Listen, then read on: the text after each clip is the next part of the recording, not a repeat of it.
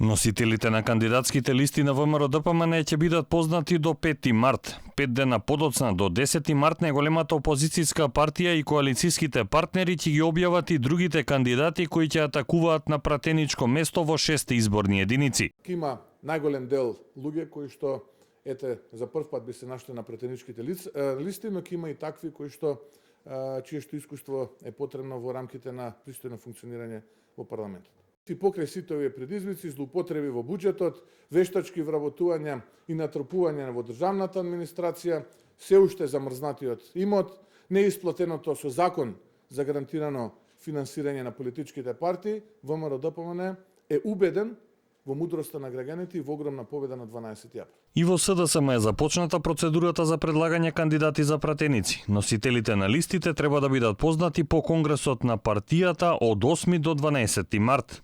СДСМ дава можност, секако на базата на Социјалдемократскиот сојуз на Македонија, буквално на последната клетка на од партиското функционирање, а тоа е местните одбори, да предлагаат нивни кандидати од местата од кај што тие се наоѓаат.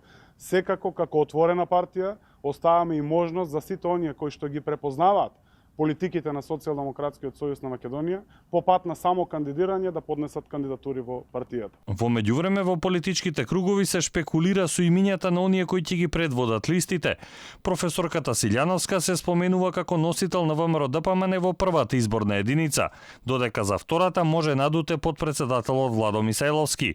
Никола Димитров или Мила Царовска би се спротивставиле на Силјановска, а Оливер Спасовски на Мисајловски. Може не дуел на двајцата генерални секретари Николовски и Јанушев во тројката.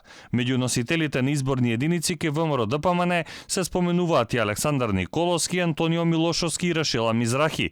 Кај СДСМ се шпекулира со Шекерински и Мухамед Зекири.